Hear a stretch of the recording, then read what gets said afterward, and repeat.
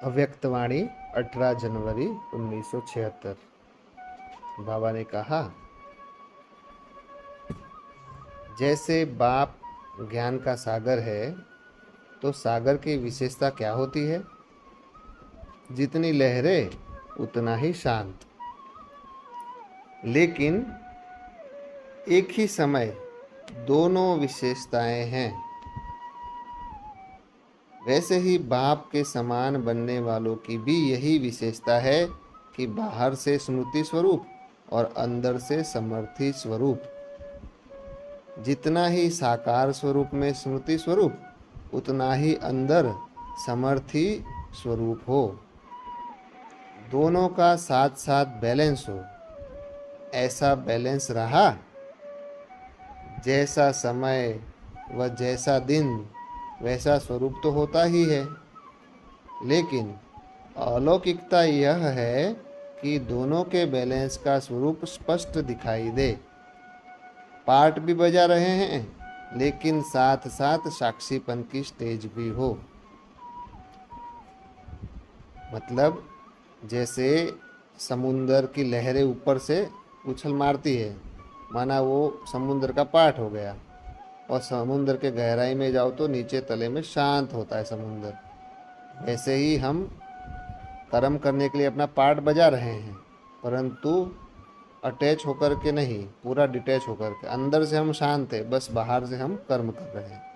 तो बाबा कह रहे हैं पार्ट भी बजा रहे हैं लेकिन साथ साथ साक्षीपन की स्टेज भी हो। साक्षीपन की स्टेज होने से पार्ट भी एक्यूरेट बजाएंगे, लेकिन पार्ट का स्वरूप नहीं बन जाएंगे, अर्थात पार्ट के वश नहीं होंगे। विल पावर होगी।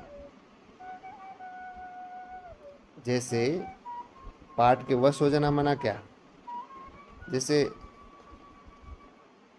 हम किसी भी के भी संबंध संपर्क में आते हैं या कोई भी कर्म करते हैं तो एकदम दुखी हो जाना, कोई भी सीन को देख करके, या कोई भी सीन को देख करके एकदम हवा में उड़ने लगना,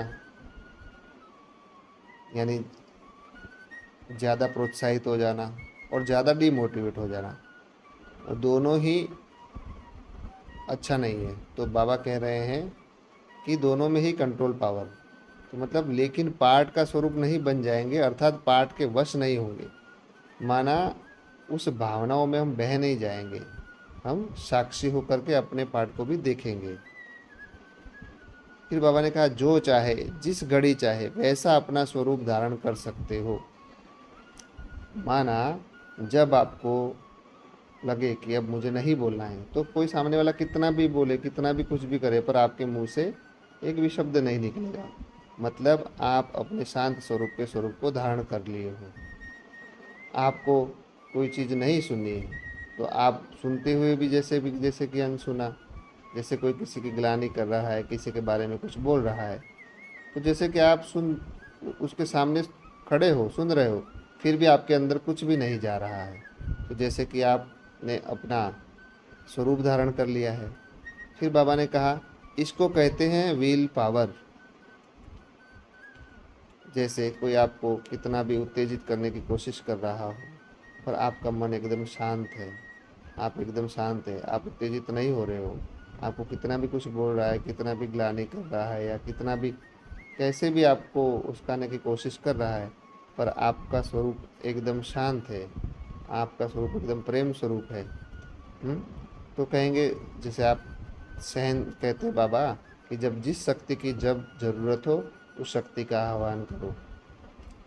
मतलब आपको लगता है कि अभी यहाँ पे मुझे सहन करना है, मुझे यहाँ पे वाचा में नहीं आना है, या मुझे यहाँ पे कुछ भी एक्ट नहीं करना है, आप सब कुछ देख रहे हो, फिर भी आपकी सहन शक्ति कितनी पावरफुल हो कि आपके मुख से किसी के लिए कोई भी एक भी शब्द ना निकले, ना कोई कटु वचन निकले, बस आप शांत हो, बाबा की याद में हो, और सामने वाले को भी साक्षी होकर के देख रहे हो और अपने आप को भी देख रहे हो। तो बाबा कहते हैं कि इसको कहते विल पावर। प्रेम स्वरूप में भी शक्तिशाली स्वरूप साथ साथ समाया हुआ हो। सिर्फ प्रेम स्वरूप बन जाना यह लौकिकता हो गई। अलौकिकता यह है कि जो प्रेम स्वरूप के साथ साथ शक्तिशाली स्वरूप भी रहे।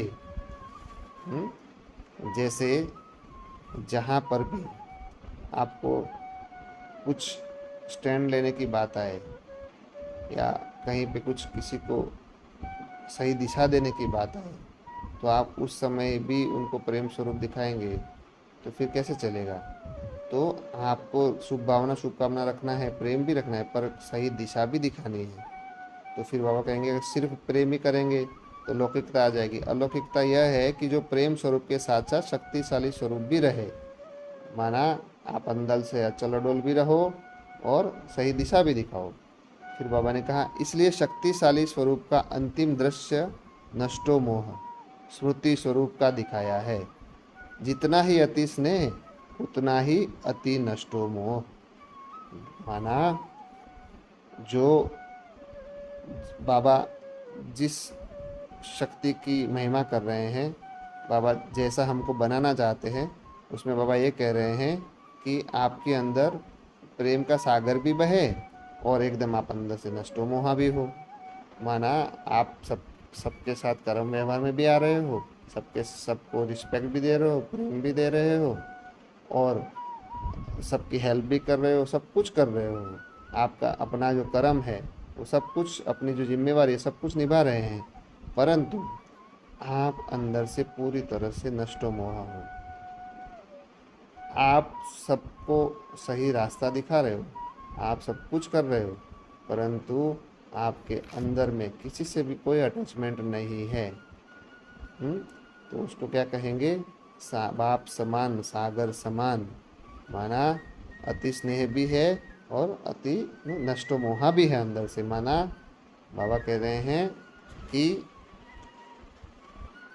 न्यारे भी हो और प्यारे भी हो। माना आप बाहर से सबके प्यारे हो और अंदर से सबसे न्यारे हो।